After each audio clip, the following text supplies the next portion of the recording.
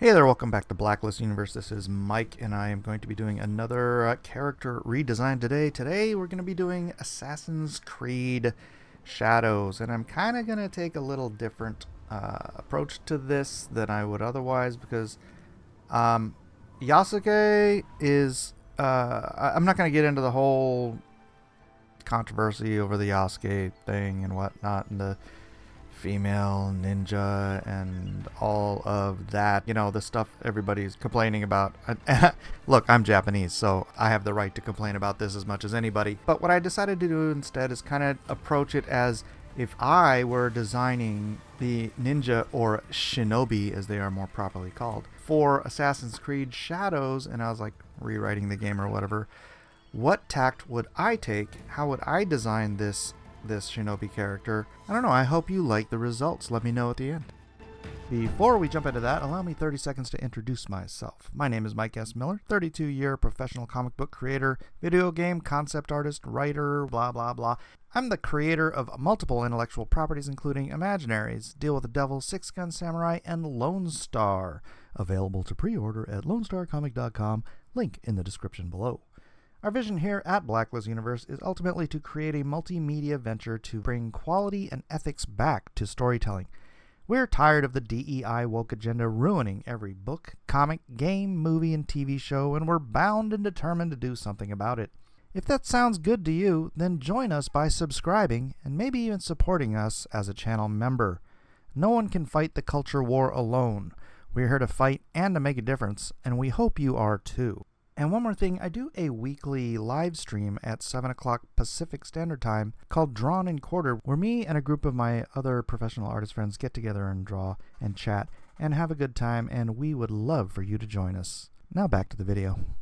So obviously the first thing I'm going to do when I'm creating a shinobi character for an Assassin's Creed game is I'm going to make him Japanese, because all of the shinobi, ninja, samurai, everybody... If you're going to do an Assassin's Creed game set in feudal Japan, why wouldn't you have it featuring a Japanese lead character? It's a little insulting, honestly, to utilize a Japanese... How do I even phrase this? I guess it's just a little bit insulting for you to take your one opportunity to make a not completely historically accurate, but at least historically relevant Japanese Assassin's Creed game and not feature a Japanese lead character. Okay, I'm trying not to get irritated. It is irritating. As a Japanese man, it is irritating that this is what they did. But anyways, I'm going to try to leave this behind and just kind of basic on rewinding, going back to what I think would be a cool looking design for an Assassin's Creed character in that time period. Assassin's Creed does have a certain, idiom or a feel to it in their basic design choices. And so I did go back to some of the earlier Assassin's Creed characters, and then what is considered ninja. Although, there's varying reports on exactly what the ninja were, because really ninja, as we see them today, are kind of, I hate to say this, but they're kind of a fantasy created by Hollywood. And I know there were shinobi, which is kind of what people call ninjas, but ninjas weren't assassins. They were... the easiest way to sort of say it, and again, this is controversial even in when you go do research on what ninja were, different people will say different things, and different resources from feudal Japan will say different things. But ultimately, I believe the ninja were basically samurai special forces. I mean, if you want to boil it down to modern day vernacular, ninja were basically special forces samurai. And so, using that kind of a mentality, I wanted to give... I don't know if how familiar you guys are with samurai, but I used to watch a lot of samurai movies growing up, and so I love that they had those big flared out shoulder pad things when they weren't in full armor, right? Well, this guy can't be in full armor because it's an Assassin's Creed character. Well, actually, they had Yosuke walking around in full armor, or whatever. Ninja were like elite... I'm saying in ninja again. They're shinobi. Ninja, I don't even know when the name ninja became a thing, but they're shinobi. And so shinobi were like these elite special forces type characters. They had special weapons, special training. They did, basically they did like espionage missions. There's no dedicated assassin training for the shinobi, but, if the opportunity did avail itself, they would assassinate a target. But, that's war. And these were soldiers. They were samurai. They were servants, right? They weren't... I know there were supposedly specific ninja clans. Sorry about that. I don't know what happened, but I need to get a new computer. This is... My computer is not playing well with others, so to speak. So yeah, what was I saying? So because the whole ninja design is really sort of fictitious. Actually, one researcher was saying that the ninja design in our imagination actually comes from kabuki theater. In kabuki theater, you would have these characters, like in modern day, if you're on a green screen, you'll have a guy in a green skin tight suit, and he'll be like, moving things around so that, but you're not supposed to see the guy. You're just supposed to see the thing that he's affecting. Well, back in kabuki theater, those were ninja. That's the look of the ninja that we see today. Guys dressed in that black clad gi and with the black hood and the black mask over their face.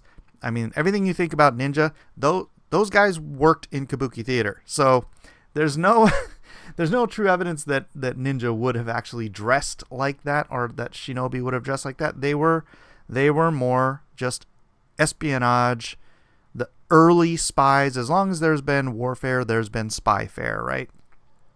I don't even know if spyfare is a word, but that sounds about right. And so I tried to take the mythos gear and the traditional samurai gear. I even gave him sort of like leather armor on that arm, on the arm and the shoulder pads there. I gave him the traditional ninja sword, even though there's no actual historical evidence that the ninja sword was a real thing either. Actually, that I might be wrong on that. There might be evidence for the straight ninja sword. Although, okay, I grant you, I made this sword a little bit long. The ninja sword, I keep saying ninja, it's shinobi. The ninja sword would have been short, and it wouldn't have been carried on the side. It would have been carried on the back, and that's the reason it's short, is because you can draw it out. And the reason it would be straight is because the ninja sword isn't a sword for sword play. It's not a sword for fighting other samurai, right? You don't want to fight samurai with a short, uncurved sword, because a samurai sword is built for slicing and slashing. The ninja sword, as with all straight swords, samurai swords, not good. Katanas, not good for stabbing, right? They have that great tanto end on the blade, which is great for piercing armor, but it's not designed for stabbing. You want a straight, hopefully, shorter sword. Oh, gosh darn it, I forgot about that. I did the Inro, that pillbox. I used to have one of those when I was a kid. When I went to Japan in 3rd grade, I got one of these Inro. They're these little pillboxes that if you watch any old samurai movies, you'll see when the samurai come in, they're not wearing their family crest or their kamon on their uniform, or if they do, they'll have it on their Inro, on their pillbox, and so they'll like hold it up like a badge, right? Like they're like, I'm the cops. This is my Inro. This is, well, not my Inro, but this is my kamon. It's on my Inro. It's a pillbox. They'll carry pills or tobacco or whatever, loose change. And I don't know what they did. I gave him some other little, another little bag here, because shinobi would carry other little tools. That's the thing. Like I was saying early, shinobi have basically espionage tools, right, at their disposal, which I couldn't put everything on this guy. I probably should have. That would have been, that might have been more cool. Here I'm trying to give him some more of those. Again, the traditional, what you'd see as the ninja kind of hand, I don't even know what you call that. It's probably just to keep the back of the hand dark and just cover more of the hand without interfering with the hand's ability to be very tactile. but still trying to cover up the lightness of the skin for what you'd call night missions, right? If a ninja is going out at night, he wants to be dark. I keep saying ninja. But in reality, a shinobi, because he's a spy, he would probably not be dressed like this, at least very often. A shinobi would probably be dressed more in peasant clothing, right? Because you don't want to be noticed. You don't want to stick out in a crowd. If you're walking around in the street wearing this outfit in the middle of the day, everyone's going to be like, "Oh, look, it's a spy," and they would kill you and probably torture you to death. But if you're dressed in, rags and just typical farmer/peasant clothing, people aren't even going to notice you. People don't pay attention to underclass, especially in that society, right? The peasant class was, you're just there, right? You're not samurai, you're not royalty, you're not who was it? There was other classes. There's like 4 main classes in Japanese society back then. It's like I know what it was. The merchants, the samurai, the peasants. What's the other one? Is it royalty? I forget. It's not really important. This isn't a history lesson. I'm just telling you how and why I'm making the decisions I made in the design for this character. So again, I was doing a little bit of reference back to the Assassin's Creed stuff because it's an Assassin's Creed game, right? So I didn't want to be just quote unquote historical. I wanted to feel like it fits the whole idiom of the Assassin's Creed intellectual property line, right? And the staff, I just thought the staff looked cool and it could be helpful. A ninja wouldn't really wear a staff on his back, or I'm sorry, a shinobi. But and it does have a cool silhouette though, right? That is a pretty cool silhouette. It's pretty unique. I think it looks good. I think it's I think it's solid.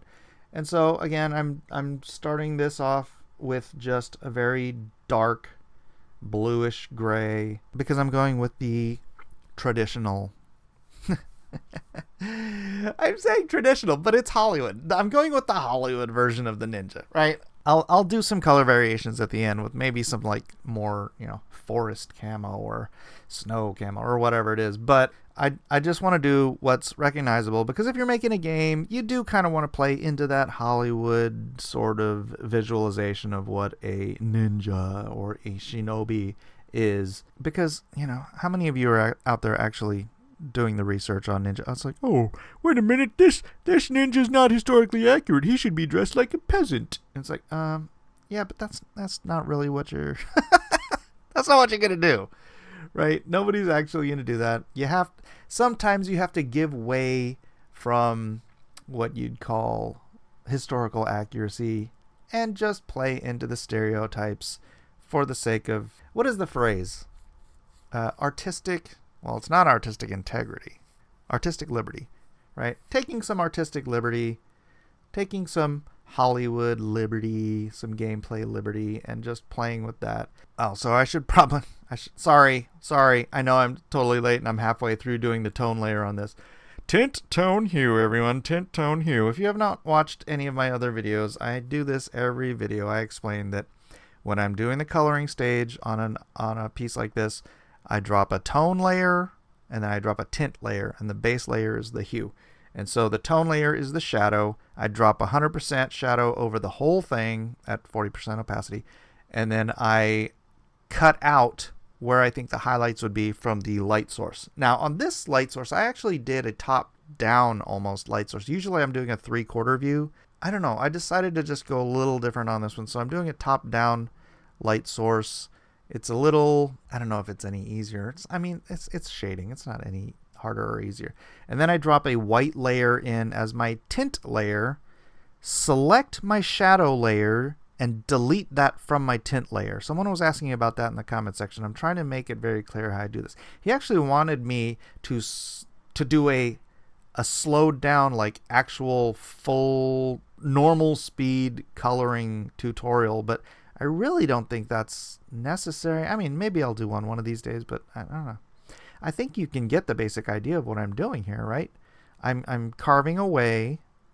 I'm deleting away where I think the shadows curve around from the highlight to the shadow area. I'm cutting away so you have a 3-tone shape being formed by the color, not the color, the tone of the shadow. So you have highlight, shadow, and then base color, tint, tone, and hue, not in that order. So I think that's fairly obvious, and I don't think, I mean, what do you guys think? You think I need to slow it down and actually show you why I'm doing each of these little carve outs individually? Oh, and then on top of that, yeah, always do drop shadows too. Drop shadows are when one thing layers above another, then the shadow would drop very sharp onto the secondary layer. The further away it is, the larger the shadow is. The closer it is, the thinner the shadow is. All right, I'm going in here because he is a ninja. He has very few highlights in white. I know I'd probably skip past it now. Now I'm going in and just dropping a little bit of color. I don't want this color to be like bright, right? Because he's a ninja. I mean, a Hollywood ninja, whatever you want to call it. I keep saying ninja. I know it's shinobi. My brain doesn't want to say shinobi. It is shinobi. Except for there. I did highlight on his family crest, the kamon, which, if you guys understand what that is, the kamon, the symbol, in European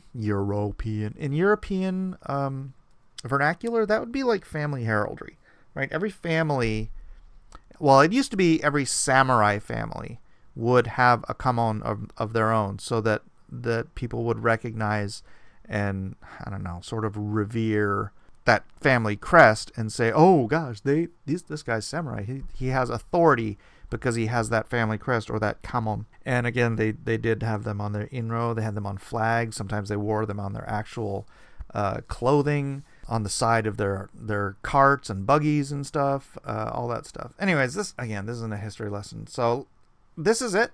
This is my final.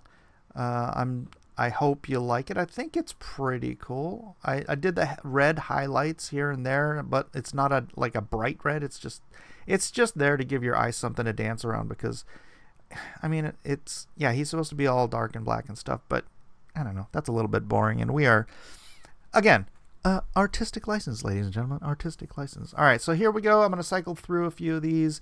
You could see different weather, different terrains where, you know, a shinobi or an imaginary version of the ninja would maybe have different clothing sets for different terrains, because, you know, as a spy, or as, you know, what's the word?